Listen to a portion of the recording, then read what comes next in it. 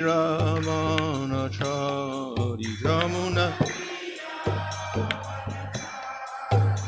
Jaya Radha Madhava Kunjabi Hari Jaya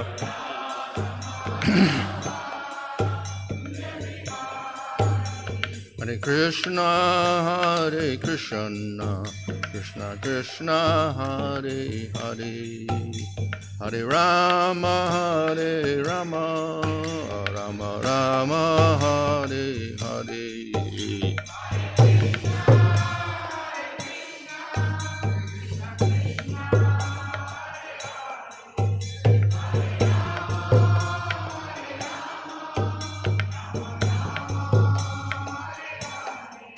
Jaya Prabhupada, Prabhupada, Prabhupada, Jaya Prabhupada, Jaya Prabhupada.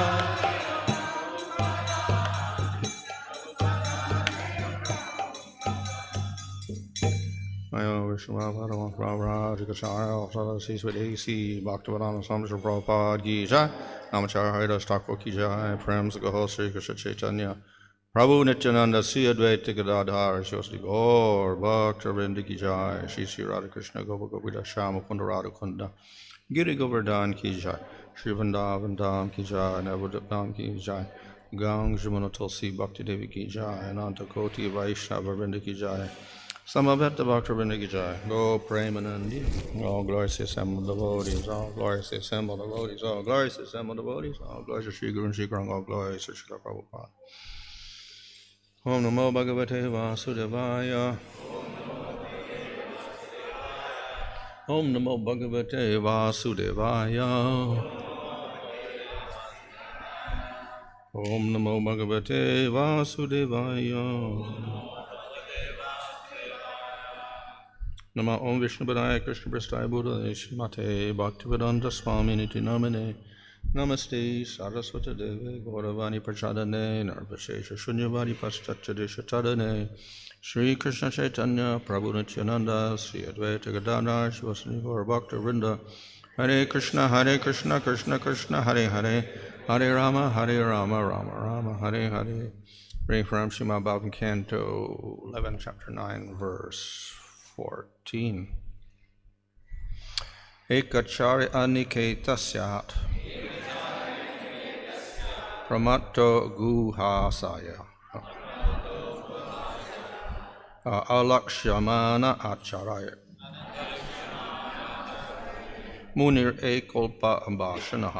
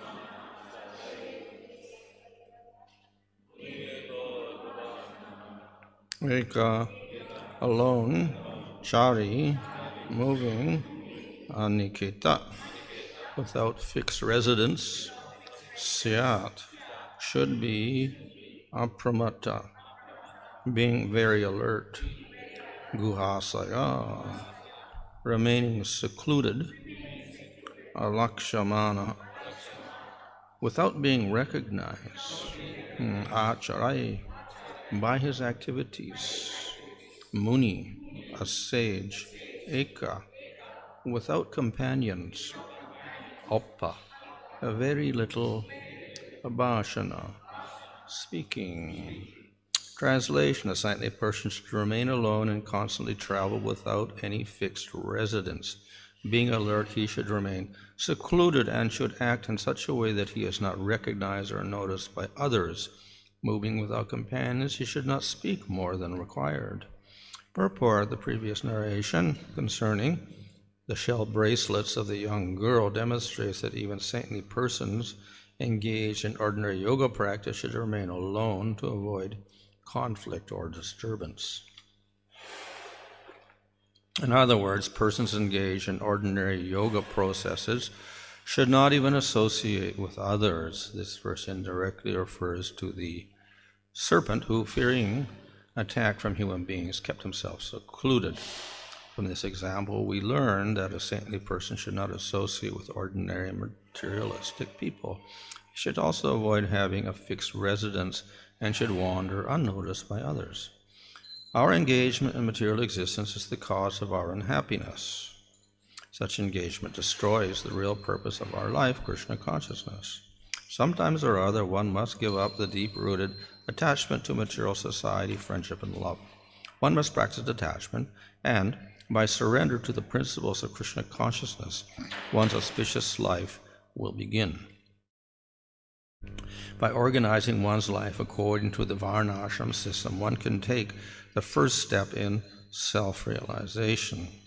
In other words, one should accept an honest occupation and regulate his sex life, either by giving it up entirely as a brahmachari or sannyasi, or living as a married householder. Without regulating one's occupation and personal life, there will be chaos and it will be very difficult to make spiritual advancement. The attachment to material society, friendship, and love are based on a long previous experience in the material world. They are great obstacles in the path of transcendental understanding, and if one maintains them, spiritual progress will be most difficult. Chaitanya Mahaprabhu taught by his example and precept what a devotee should and should not do in obedience to such principles bring one to the path of supreme perfection. Thus, one has to rise above ordinary social custom, which directs living energy towards useless sense gratification. Translation: a saintly person should remain alone and constantly travel without any fixed residence. Being alert, he should remain secluded and should act in such a way that he is not recognized or noticed by others. Moving without companions, he should not speak more than required. So this continues the description of a person practicing yoga. யோகத்தை பழகும் ஒரு நபரது விளக்கத்தை பற்றி தொடர்கிறது. And we see that in general the yogi has to practice a lot of detachment. யோகி சாதாரணமாக பற்றற்ற தன்மையை மிக பழக்கப்படுத்த வேண்டியுள்ளது. And of course, because he does concentrate his mind on Atma or the Supreme Lord, then he becomes indifferent to things of this material world. ஆத்மாவின் மீதும் பகவானின் மீதும் தனது கவனத்தை செலுத்தினால் அவர் இந்த உலகத்திலிருந்து பற்றற்ற தன்மையை வளர்த்துக் கொள்கிறார். So the items mentioned in this verse, such as being alone, not speaking, not being recognized by anyone, moving about unnoticed, these are both symptoms and we can say results of his practice of yoga. இங்கு விளக்கப்பட்டுள்ள ஒரு சில வாழ்க்கை முறைகள், பேசாமல் இருப்பது, யாருடனும் பழகாமல் இருப்பது, தனிமையில் இருப்பது போன்றவை அனைத்தும் அவர் பழகும் யோக முறையின் பலன்களாகும். For the yogi and the jnani, such things are part of his sadhana. யோகிக்கும் ஞானிக்கும் இவை அனைத்தும் அவர் பழகும் முறையின் பகுதியாகும். And they help him become detached from the material world. இதன் மூலமாக அவர்கள் லௌகிக உலகிலிருந்து பற்றற்ற தன்மையை வளர்த்துக் கொள்கிறார்கள். And when he attains realization of atma, then of course these things become natural symptoms. அவர்கள் ஆத்மாவை உணரும் பொழுது இவை அனைத்தும் இயற்கையான லட்சணங்களாக மாறிவிடுகின்றன. On the other hand, the devotee does not rely on these items as part of his sadhana. அதே சமயத்தில் பக்தர்கள் இவைகள் அனைத்தையும் தங்களது சாதனையின் அங்கமாக கருதுவதில்லை. And therefore, Rupa Goswami says in Nectar Devotion that Gyan and Vairagyas are not angas of bhakti. ஆகவே தான் ரூப கோஸ்வாமி அவர்கள் பக்தி ரசாமிர்த சிந்தத்தில் ஞானத்தையும் வைராகியத்தையும் பக்தியின் அங்கமாக கூறவில்லை. But he does say in the beginning of bhakti they may be a little helpful. ஆனால் ஆரம்ப நிலையில் பக்தியின் ஆரம்ப நிலையில் அவை சிறிதளவு நமக்கு உதவியாக இருக்கலாம் என்று சொல்கிறார். So this means we don't reject renunciation, but at the same time this is not our main sadhana. ஆனால் இதற்கு பொருள் என்னவெனில் நாம் துறவரம் என்பதை முழுமையாக நிராகரிப்பதில்லை, சாதனையின் ஒரு பகுதியாக ஏற்றுக்கொள்கிறோம். And thus, as mentioned in the purport, one can act as a brahmachari, a sannyasi, a vanaprastha, or a guhāśayaḥ and perform bhakti. இவை இந்த விளக்குரையில் கூறப்பட்டுள்ள போல் ஒருவர் பிரம்மச்சாரியாகவோ சன்னியாசியாகவோ அல்லது கிரகஸ்தராகவோ பக்தி என்பதை பழக முடியும். And of course, if he acts as a brahmachari or a sannyasi, then this renunciation will be part of his sadhana. ஒருவர் பிரம்மச்சாரியாகவோ சன்னியாசியாகவோ பழகுவதை மேற்கொண்டால் இந்த பிணைப்பற்ற தன்மை என்பது அவர்களது சாதனையின் ஒரு அங்கமாக மாறுகிறது. But if he acts as a guhāśayaḥ, which is the majority of the devotees, then the renunciation aspect becomes much less. ஒருவர் கிரகஸ்தராக ஒரு பக்தர் கிரகஸ்தராக வாழும் பொழுது அந்த துறவுத்தன்மை என்பது சிறிதளவே மேற்கொள்ளப்படுகிறது.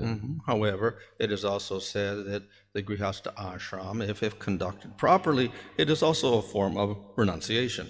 எப்படி இருப்பினும் ஒருவர் சரியான முறையில் கிரகஸ்தாசிரமத்தில் வாழ்ந்தாரேயானால் அது கூட துறவரத்துக்கு சமமானது என்று கூறப்பட்டுள்ளது.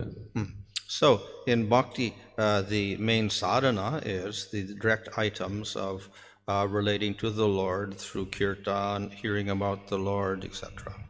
ஆகவே பக்தியில் பழகுவதற்கு முக்கியமான அங்கங்கள் பகவானுடன் தொடர்பு கொண்ட கீர்த்தனம், சரவணம் போன்றவையாகும். And we have the rule that along with that we do what is favorable and avoid what is unfavorable. மேலும் இதன் கூட நாம் செய்வதற்காக ஒரு விதியும் சொல்லப்பட்டுள்ளது. சாதகமானவற்றை பின்பற்றுவோம், சாதகமற்றவற்றை நாம் கைவிடுவோம். So therefore, at certain stages, certain things may be favorable or unfavorable. At another stage, they may be the opposite. ஆகவே தான் ஒரு காலகட்டத்தில் சாதகமாக இருப்பதும் சாதகமற்ற நிலையில் இருப்பதும் மற்றொரு காலகட்டத்தில் எதிர்மறையாக மாறலாம். So at one stage of life, grihastha may be favorable. ஆகவே வாழ்க்கையின் ஒரு காலகட்டத்தில் கிரகஸ்தாசிரமம் என்பது சாதகமான முறையாக இருக்கலாம். Later on, that grihastha may be unfavorable. வாழ்க்கையின் பிற்காலத்தில் இந்த கிரகஸ்தாசிரமே சாதகமற்றதாக விளங்கலாம். So in other words, he will be more interested in renouncing later in life. வேறு வார்த்தையில் சொன்னால் ஒரு கிரகஸ்தர் தனது வாழ்க்கையின் பிற்காலத்தில் துறவரம் மேற்கொள்கிறார். But in any case, the devotee can advance from any ashram or any varna or even outside the varnashram system. எப்படி இருப்பினும் பக்தரானவர் எந்த வர்ணத்தில் இருந்தாலும் எந்த ஆசிரமத்தில் இருந்தாலும் அல்லது வர்ணாசிரமத்துக்கு அப்பாற்பட்டவர்களாக இருந்தாலும் பக்தியில் முன்னேற முடியும். To reach perfection, of course, the devotee gives up all varnas, all ashrams, all material attachments. குற்றமற்ற நிலையை அடையும் பொழுது பக்தர்கள் அனைத்து ஆசிரமங்களையும் வர்ணங்களையும் கைவிட்டு விடுகிறார்கள். However, we will see that even devotees on the level of prema will sometimes participate in the varnashram system. எப்படி இருப்பினும் நாம் காணலாம் பிரேமை என்ற நிலையில் இருக்கும் பக்தர்கள் கூட சில சமயத்தில் வர்ணாசிரமத்தில் பங்கேற்கிறார்கள். This, however, is an appearance. இது எப்படி இருப்பினும் ஒரு தோற்றமே. It is not that they have to do this because they're on a lower level. இதை அவர்கள் தாழ்ந்த நிலையில் இருப்பதனால் கட்டாயமாக செய்தே ஆக வேண்டும் என்பதில்லை. So they may doing it as a pastime of the Lord. இதை அவர்கள் பானது லீலைகளில் ஒரு அங்கமாக பழகலாம். It may be the order of the Lord. அல்லது பானது கட்டளையாக அதை ஏற்கலாம். The devotees may be nityasiddhas. பக்தர்கள் நித்திய சித்தர்களாக இருக்கலாம். So Arjuna acts as a kshatriya, but he's not in the mode of passion.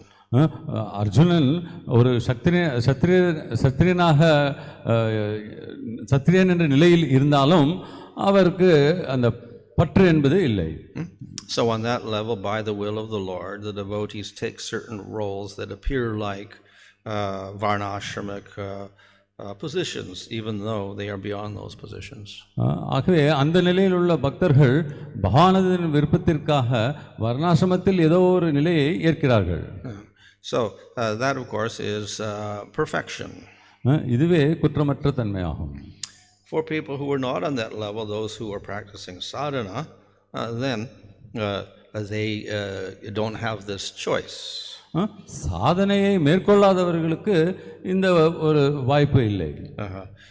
Sometimes participating in the varnashram system may be very favorable.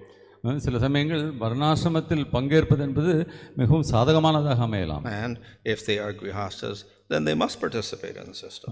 ஒருவர் கிரகஸ்தராக இருப்பாரேயானால் அவர் கட்டாயமாக வர்ணாசிரமத்தில் பங்கேற்க வேண்டும்.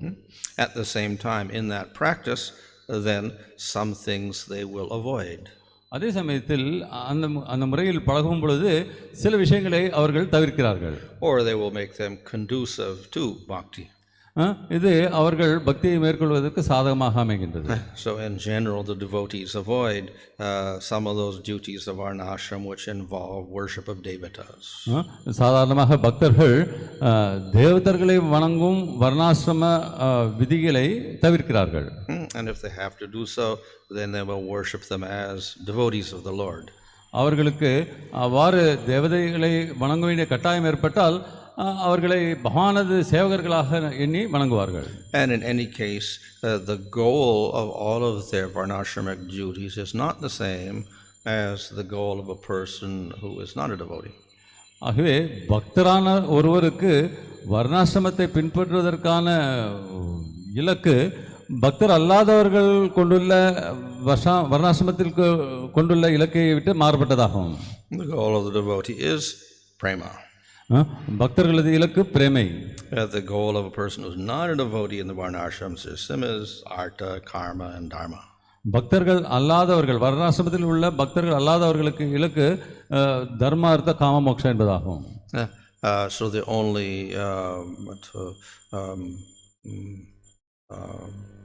warning for the devotee is that if he is practicing, he should not become attracted to artha, dharma, kama or moksha. ஒரே ஒரு விஷயத்தில் பக்தர்கள் கவனம் கொள்ள வேண்டும், என்னவென்றால் அவர்கள் தர்மார்த்த காம மோட்சம் என்பதில் ஈடுபாடு காட்டக்கூடாது. So by following the other rules of that varnashram system, he is able to maintain some detachment from material enjoyment. ஆகவே வர்ணாசிரம முறையின் மற்ற விதிகளை பின்பற்றுவதன் மூலமாக பக்தர்கள் ஒரு விதமான பிணைப்பற்ற தன்மையை வளர்த்து கொள்ள முடிகிறது. And if one has too much attachment, then this becomes a disturbance to bhakti. அதிக அளவில் ஒருவர் பிணைப்பை ஏற்படுத்திக் கொண்டால் அது பக்திக்கு தடங்கலாக விளங்குகிறது. So in that sense, it is favorable for devotional service. ஆகவே அந்த வகையில் பார்க்கும் பொழுது அது பக்தி செய்வதற்கு ஏதுவானதாக அமைகிறது. In other words, all devotees do have to have some detachment from material enjoyment. வேறு விதத்தில் சொன்னால் அனைத்து பக்தர்களும் லௌகீக விஷயங்களை அனுபவிப்பதிலிருந்து ஒரு வகையான பிணைப்பற்ற தன்மையை வளர்த்துக் கொள்ள வேண்டும். And in fact, the qualification for bhakti is faith and attraction for hearing the topics of the Lord, but not to be too attached to material enjoyment. ஆகவே பக்தியில் முன்னேறுவதற்கு அடிப்படை தேவை நம்பிக்கை. ஆனால் அதே சமயத்தில் ஒருவர் பகவானை பற்றி சிந்தித்து கேட்கும் பொழுது லௌகிகத்தின் மீது அதிக பிணைப்பை ஏற்படுத்திக் கொள்ளக்கூடாது. At the same time, the devotee does not go to extremes. அதே சமயத்தில் பக்தர்கள் இறுதிகளுக்கு செல்வதில்லை. In other words, he does not practice detachment as part of his sadhana. வேறு விதத்தில் சொன்னால் அவர்கள் பிணைப்பற்ற தன்மையை பற்றற்ற தன்மையை அவர்களது சாதனையின் ஒரு அங்கமாக அவர்கள் பழக்கப்படுத்துவதில்லை. So there are in the scriptures many practices of detachment. ஆகவே சாஸ்திரங்களில் பற்றற்ற நிலையை பழகுவதற்கு பல்வேறு வழிமுறைகள் கூறப்பட்டுள்ளது. And in the practice of yoga there are many items of vairagya as well. யோகத்தை பழகும் பொழுதும் பலவிதமான வைராகியத்தை மேற்கொள்ளக்கூடிய வழிமுறைகள் கூறப்பட்டுள்ளன. So those types of austerities are avoided by the devotees. அத்தகைய வழிமுறைகள் தவமுறைகள் பக்தர்களால் நிராகரிக்கப்படுகிறது. Sometimes it is said even in Bhagavatam that tapasa or austerity is part of bhakti as well. சில சமயங்களில் பாகவதத்தில் கூறப்பட்டுள்ளது தபஸ் அல்லது விரதங்களை மேற்கொள்வது பக்தியின் பகுதியாக கருதப்படுகிறது.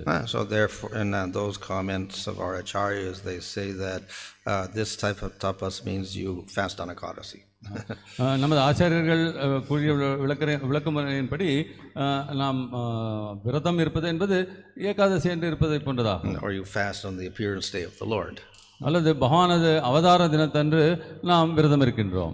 So that is an austerity, but the main intent there is to please Krishna. அது இத்தகையமான விரதம் என்பது கிருஷ்ணரை திருப்திப்படுத்துவதற்காக மேற்கொள்ளப்படுகிறது. And the austerity is not too intense. மேலும் இது மிகவும் கடுமையான விரதமாகவும் இருப்பதில்லை. So in this way there is some sense of austerity and vairagya within bhakti itself, but it is not a prominent factor that becomes main sadhana. இவ்வாறாக பார்த்தோமே ஆனால் பக்தியில் ஒரு வகையான விரதங்களையும் வைராகியத்தையும் மேற்கொள்கின்றோம், ஆனால் அவை முக்கியமான இடத்தை வகுப்பதில்லை. This Avanti Brahmana, when he renounced, that he uttered a prayer which says that he takes sannyas. So sannyas literally means to renounce everything. இந்த கதையில் கூறப்பட்டுள்ள அவந்தி பிராமணன் தன்னுடைய வாழ்க்கையில் சந்நியாசத்தை மேற்கொள்கின்றான். So the real sannyas is not simply renouncing everything, but giving everything to Krishna. உண்மையான சந்நியாசம் என்றால் அனைத்தையும் துறந்து விடுவதல்ல, அனைத்தையும் கிருஷ்ணருக்கு அர்ப்பணிப்பதே ஆகும். So the devotee practices vairagya by engaging his senses in serving Krishna. ஆகவே தான் பக்தர்கள் பகவானுக்கு சேவை செய்வதன் மூலமாக வைராகியத்தை கடைபிடிக்கிறார்கள். And this is the way in which he advances. இவ்வாறு தான் பக்தர்கள் பக்தியில் முன்னேற முடிகிறது. If we do not practice bhakti, then we are in a more difficult position. பக்தியை பழகாதவர்கள் மற்றும் கடுமையான ஒரு நிலையில் இருக்கிறார்கள். With bhakti we invoke the internal energy of Krishna, his Swarup Shakti, and the mercy of Krishna. பக்தி செய்வதன் மூலமாக பகவானது அந்தரங்க சக்தியை ஸ்வரூப சக்தியான கருணையை நாம் பெறுகின்றோம். If we practice jnana or yoga without worship of the Lord, then we don't get that mercy, we don't get that Shakti. பகவானை வழிபடாமல் ஞானமோ அல்லது யோகமோ பயில்பவர்களுக்கு பகவானது அந்த கருணை அந்தரங்க சக்தி கிடைக்கப்பெறுவதில்லை. Therefore on our own we have to with great difficulty carry out these practices of renunciation. ஆகவே நாம் நம்முடைய கடுமையான முயற்சியின் மூலமாக இந்த வைராகிய முறைகளை கடைபிடிக்க வேண்டும். And because the nature of the senses is to perceive sense objects, it is very difficult to stop the senses from acting. புலன்களது இயற்கை தன்மை அதனை அனுபவிப்பதற்கான பொருள்களை தேடுவதே என்பதனால் அவற்றை நாம் செயல்படாமல் நிலைநிறுத்துவது என்பது கடினம். And therefore in chapter 12 of Bhagavad Gita, Krishna says this process is full of suffering, klesha. ஆகவே தான் பகவத்கீதையின் 12வது அத்தியாயத்தில் கிருஷ்ணர் இந்த வழிமுறையை துன்பங்கள் நிறைந்ததாக கிளேசம் நிறைந்த முறையாக விளக்குகிறார். Why would the yogi or the jnani undergo such difficulties? ஏன் யோகிகளும் ஞானிகளும் இத்தகைய சிரமங்களுக்கு ஆளாகிறார்கள்? they have a great desire for liberation. ஏனெனில் அவர்களுக்கு முக்தி அடைய வேண்டும் என்ற பெரும் ஆசை இருப்பதனால். And we can say they have some taste for that realization of Brahman. அவர்களுக்கு ஏதோ ஒரு விதத்தில் பிரம்மன் நிலையை அடைவதற்கான ஆசை இருக்கின்றது. So nevertheless it is a difficult process. எப்படி இருப்பினும் அது கடினமான ஒரு வழிமுறை. Here we see that this whole process is being described in some detail. இங்கு இந்த வழிமுறை விவரமாக விவரிக்கப்பட்டிருப்பதை நாம் காண்கின்றோம். And the symptoms are somewhat reflected in some devotees. இத்தகைய நிலையின் குறிகள் சில பக்தர்கள் இடத்தில் நாம் காணலாம். So in Nectar Devotion, Rupa Goswami describes the devotee in Shantarasa.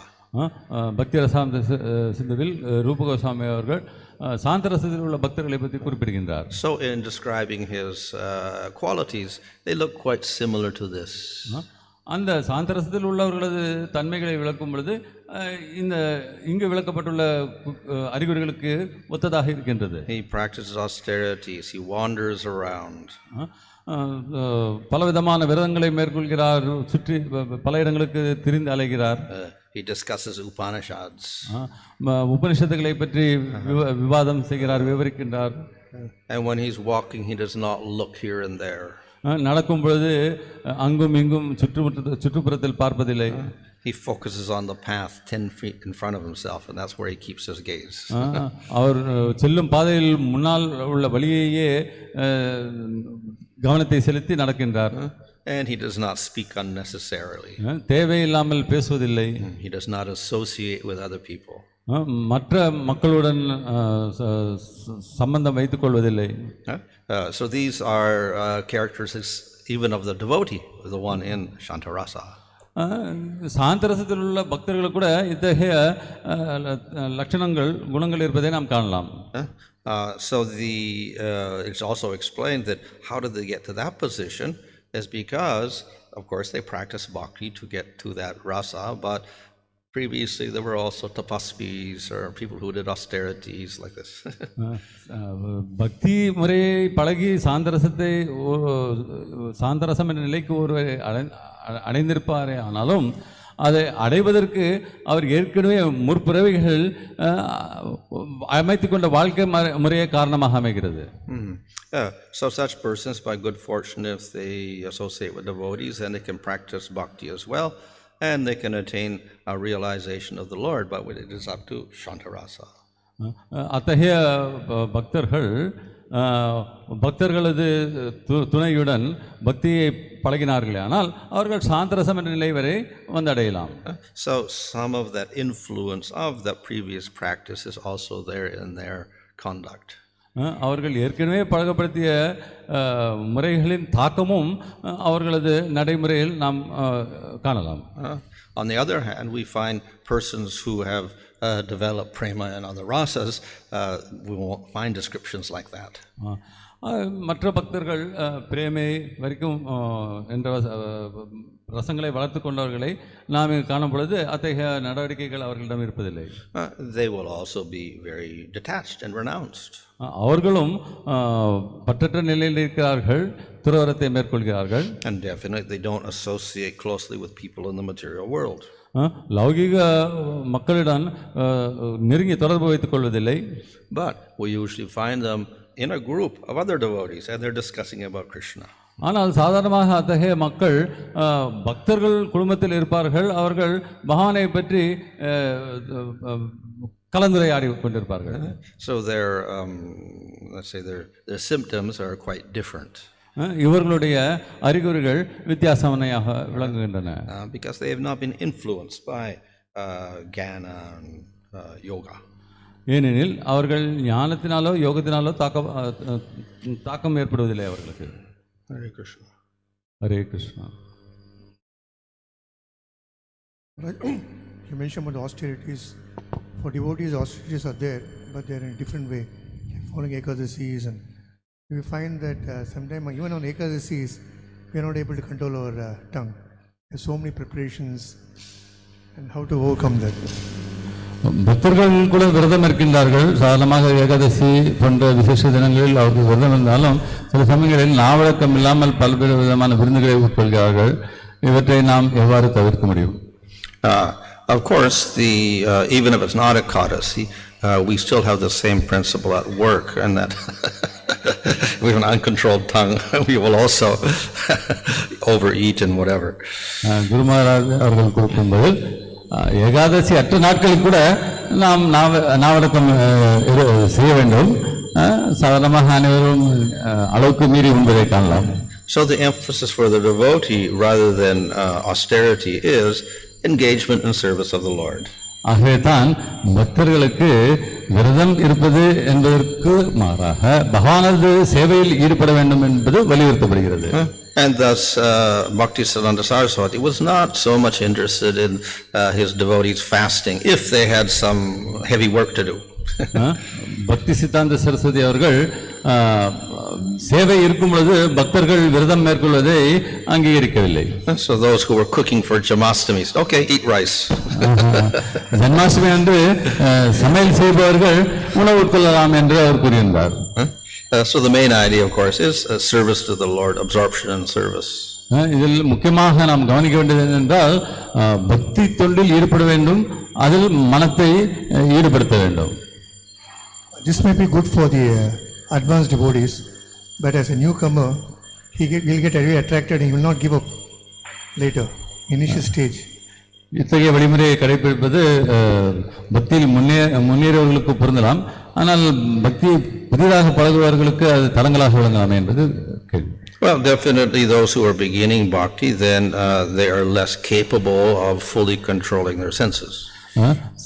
குரு மகாராஜ் அவர்கள் கூறிய பதில் பக்தியின் ஆரம்ப கட்டத்தில் இருப்பவர்களுக்கு தங்களது புலன்களை அடக்குவது என்பது கடினமான விஷயமாக இருக்கலாம். So then we set some minimum standards. அதற்கு தான் குறைந்தபட்ச அளவுகளை நாம் நிர்ணயிக்கின்றோம். So at least you don't eat grains. குறைந்தபட்சம் தானியங்களை உண்ணாமல் இருக்கலாம் என்பது. And you eat prasadam. பிரசாதத்தை மட்டுமே உண்ண வேண்டும் என்பது. And if you get a little more advanced, then of course you can restrict that a little more. பக்தியில் சிறிதளவு முன்னேறும் பொழுது இதை அதிகமாக கட்டுப்பாட்டுக்குள் கொண்டு வரலாம். And if you're very advanced and you don't eat anything at all. முதிர்ச்சியடைந்த பக்தியில் முதிர்ச்சியடைந்த நிலையில் எதுவுமே உண்ணாமல் கூட இருக்க முடிகின்றது. But at the same time, we have to have this principle that you don't stop your bhakti. அதே சமயத்தில் நாம் ஒரு ஒழுக்கத்தை கடைபிடிக்க வேண்டும். பக்தி செய்வதையோ பக்தி தொண்டையோ நாம் நிறுத்திவிடக்கூடாது.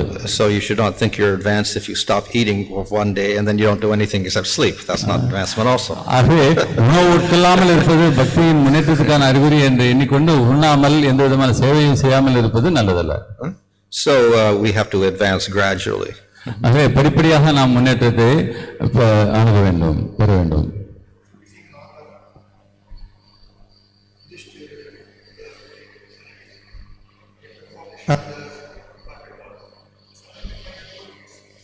They think that I am a devotee now, I will not perform the shraddha of my parents or grandfather.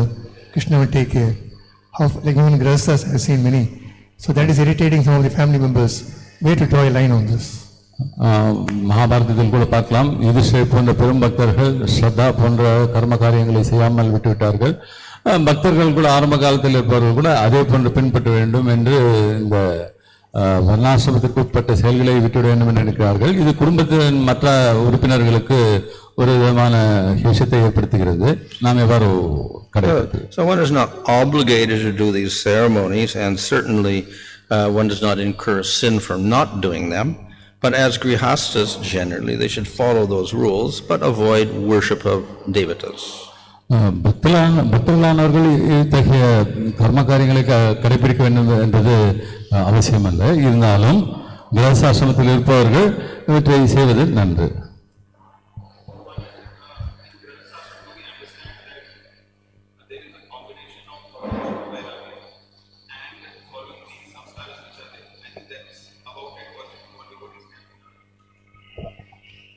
What is practical? Because varnashramic rules, especially for grahastha ashram, in many societies is not even known. And in our case, even in India, whatever parents tell is what probably the children would know. and that is also getting eroded. So at the end of the day, is it just the samskaras which are there and yukta vairagya is what grihastha ashram is all about? Can you say that? I mean on a more practical. இன்றைய காலகட்டத்தில் வர்ணாசிரமத்தில் கூறப்பட்டுள்ள பலவிதமான சம்ஸ்காரங்களை பற்றி மக்கள் அறிவதில்லை. அவர்களது பெற்றோர்கள் அவர்கள் தெரிந்ததை கூட அதையே இவர்கள் கடைபிடிக்க நினைக்கிறார்கள். ஆக இந்த நிலையில் யுத்தவேராகம் முறையில் நாம் செய்யும் ஒரு கட்டுப்பாடை அனைவரும் பின்பற்றலாமா என்பது கேள்வி. Yeah.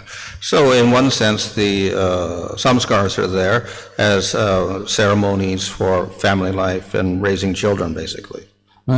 சம்ஸ்காரங்கள் என்பது நாம் குடும்ப வாழ்க்கையை மேற்கொள்வதற்கும் குழந்தைகளை வளர்ப்பதற்குமாக கொடுக்கப்பட்ட வழிமுறைகளாக அமைகின்றன. So we can say maybe that is a minimum. ஆனால் இவற்றில் சில குறைந்தபட்ச விதிமுறைகள் உண்டு என்பதை அறியலாம். And then we have other things as well. So we do have other ceremonies. We even say the Shraddha ceremonies, samskar as well.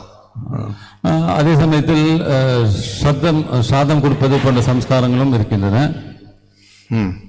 Then we have other things like panchamahayagya's, which generally nobody knows about, but supposed to be done by grihasthas. பஞ்சமஹாயக்ஞா போன்ற சம்ஸ்காரங்களும் உண்டு. இவற்றை பற்றி இக்காலகட்டத்தில் பெரும்பாலான மக்கள் அறிவதில்லை. இவற்றை கூட கிரகஸ்தர்கள் செய்ய வேண்டும் என்று கூறப்பட்டுள்ளது. There is sanjavandana, which is done by the upper varnas. சந்தியாவந்தனம் என்பது முன்னேறிய மேலான வர்ணங்களில் கடைபிடிக்க வேண்டிய. And there is, of course, following one's varna and the occupation of the varna, which also is very difficult for most people in the modern world to follow. மேலும் இந்திய காலகட்டத்தில் ஒருவர் தங்களது வர்ணத்தையும் அதற்கான தொழிலையும் கடைபிடிப்பது கூட அரியதாக ஆகிறது. And there are other items also like bathing and whatever like that, which are also part of that system. மற்ற இடங்களில் கூட நம்மை தூய்மைப்படுத்திக் கொள்வது போன்ற பல வகையான விதிமுறைகள் இருக்கின்றன.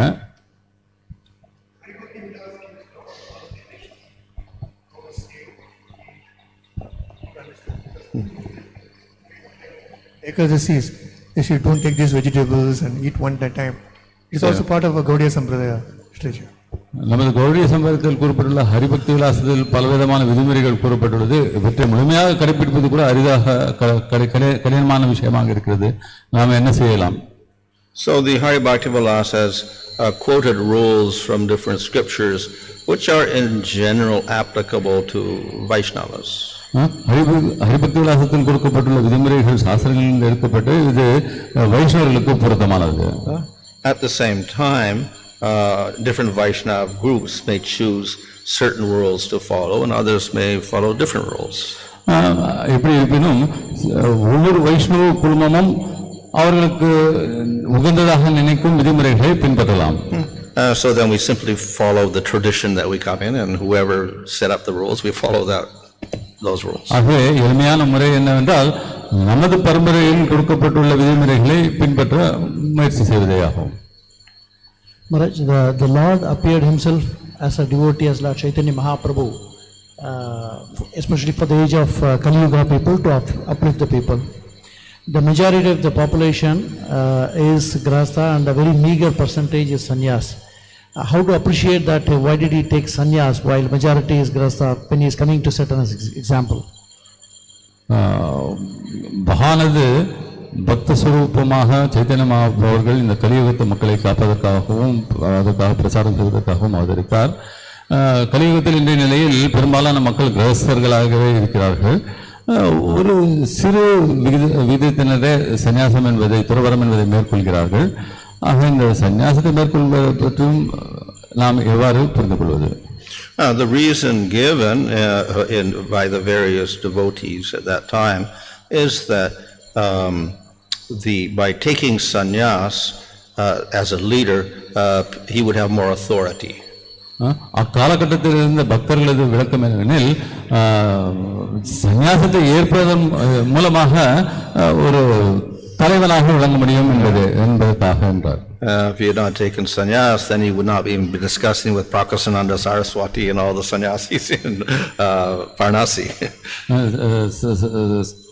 சைத்தன்ய மகாபிரபு அவர்கள் சந்நியாசம் ஏற்றிருக்கவில்லை என்றால் பிரகாஷானந்த சரஸ்வதி போன்ற பண்டிதர்களுடன் விவாதித்து இருக்க முடியாது. So by taking sannyas, he had more authority. சந்நியாசம் மேற்கொண்டதன் மூலமாக அவர் அங்கீகாரத்தை பெற்றார். We see that the heads of the sampradayas, generally, if they have sannyas, they have more authority. So we have Madhvacharya and Ramanujacharya. So great authority is sannyasis. ஆகவே நாம் சாதாரணமாக பார்க்கலாம், அனைத்து பரம்பரையின் தலைவர்களும் சன்னியாசம் பெற்றிருப்பார்கள். அவ்வாறு அவர்கள் ஏற்பதன் மூலமாக அவர்கள் அங்கீகாரம் பெறக்கூடிய ஒரு நிலையிலும் அங்கீகாரம் வழங்கக்கூடிய ஒரு நிலையிலும் தங்களை நிலைநிறுத்திக் கொண்டார்கள். But that, of course, is also, we can say, mere social custom. ஆனால் இது கூட ஒரு சமுதாயத்திற்கான ஒரு வழிமுறையை பழக்க வழக்கம் என்று கூறலாம். And therefore, if the population doesn't feel that way about sannyasis, then you don't have to take sannyas. ஆகவே பொதுமக்கள் சன்னியாசத்தை பற்றி வெகுவாக கவனம் செலுத்துவதில்லை என்றால் நாம் சன்னியாசம் ஏற்காமல் கூட இருக்கலாம்.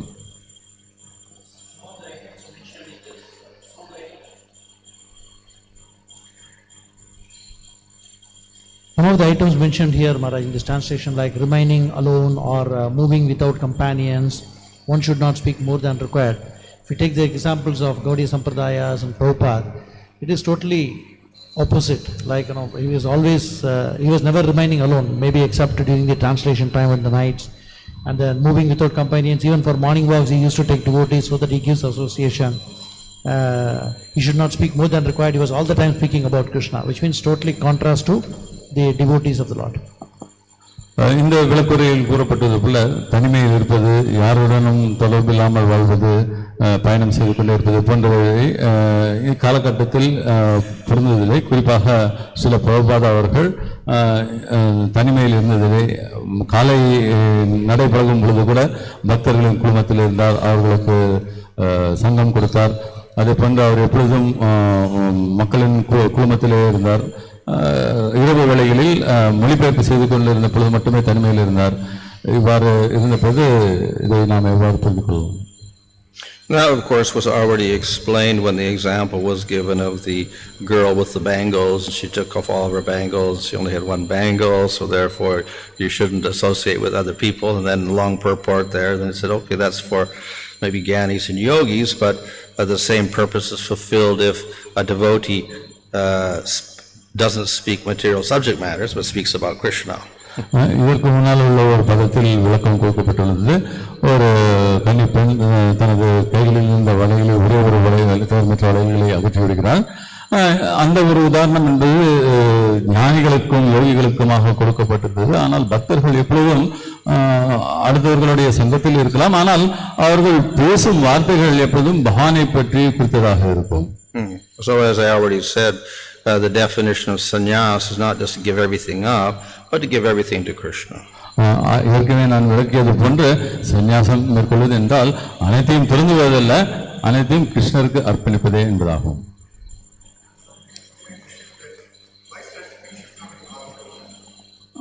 சிலர் ஏன் இத்தகைய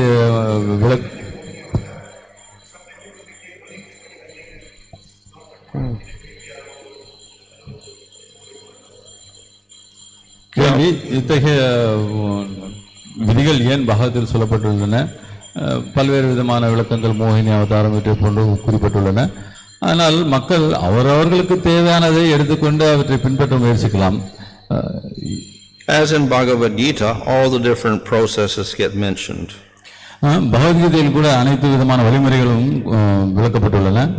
And they all get some praise. அவை அனைத்துக்கும் சில ஒரு குறிப்பிட்ட இடம் உண்டு. And this way, persons who don't have much faith in bhakti, they can get attracted to some of this. இவை அனைத்தும் பக்தியில் நம்பிக்கை கொள்ளாதவர்கள் ஏதோ ஒரு விதத்தில் ஏதோ ஒரு நிலையில் தங்களை நினைத்துக் கொள்வதற்காக ஏற்றுக்கொள்வதற்காக கொடுக்கப்பட்டுள்ளதாகும். But if we carefully read the Bhagavatam, then we will understand that the ultimate goal is to surrender to Krishna. ஆனால் நாம் ஸ்ரீமத் பாகவதத்தை கவனத்துடன் படித்தோமே ஆனால் இறுதி இலக்கு குறிக்கோள் என்பது கிருஷ்ணரை அடைவதே என்பதை உணரலாம். So this is announced at the beginning of Bhagavatam. இது பாகவதத்தின் துவக்கத்திலேயே அறிவுறுத்தப்பட்டுள்ளது. And again it is there at the conclusion of Bhagavatam. திரும்பவும் பாகவதத்தின் முடிவுரையிலும் இது வலியுறுத்தப்பட்டுள்ளது. And then throughout the different cantos we'll find so many verses emphasizing this fact. மேலும் பாகவதத்தின் முழுமையாக வெவ்வேறு ஸ்கந்தங்களிலும் கூட இந்த கருத்து வலியுறுத்தப்பட்டுள்ளதை நாம் காணலாம். So we have descriptions of karma yoga, jnana yoga, ashtanga yoga, as well as bhakti yoga. ஆகவேதான் நாம் கர்ம யோகம், ஞான யோகம், அஷ்டாங்க யோகம் மற்றும் பக்தி யோகம் போன்ற அனைத்து யோக முறைகளை பற்றியும் விளக்கங்களை காணலாம். And the devotees will understand that glorification of these other processes is relative.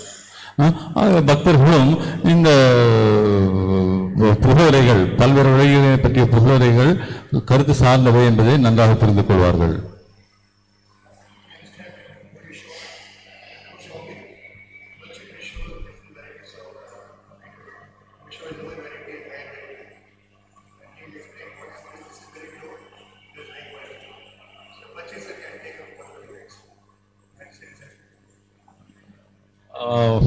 சரி, கடைக்கு செல்பவர் வேண்டிய பொருளில் பல்வேறு ரகங்களை பார்த்து அவற்றை வியாபாரியின் விளக்கத்துக்கு ஏற்ப தனக்கு பிடித்ததை எடுத்துக்கொள்வது போன்று என்று நாம் இதை புரிந்து கொள்ளலாமா என்பது கேள்வி. That is so, and therefore we have a karma kanda and the jnana kanda, etc. in the Vedas, and then in Bhagavad Gita also we have karma yoga, jnana yoga, ashtanga yoga, and bhakti yoga. அது போன்றதே, அதனால்தான் கர்மயோகம், ஞான யோகம், அஷ்டாங்க யோகம் என்ற பல விதமான வழிமுறைகளும் கொடுக்கப்பட்டுள்ளது. But we'll find in Bhagavad Gita and in Bhagavatam it's also made very clear that the most intelligent person will choose bhakti. எப்படி இருப்பினும் ஸ்ரீமத் பாகவதத்திலும் பகவத்கீதையிலும் புத்திசாலியானவன் பக்தி யோகத்தையே தேர்ந்தெடுப்பான் என்று வலியுறுத்தப்பட்டுள்ளது. ग्रंथरा श्री श्रीमद भागवतम की जय. डिवाइन ग्रेस भक्तिवेदांत स्वामी श्री प्रभुपाद की, स्वामी महाराज की जय. इस डिवाइन ग्रेस ऐसी भक्तिवेदांत स्वामी श्री प्रभुपाद की जय. गौर प्रमानंद. हरि हरि बोल.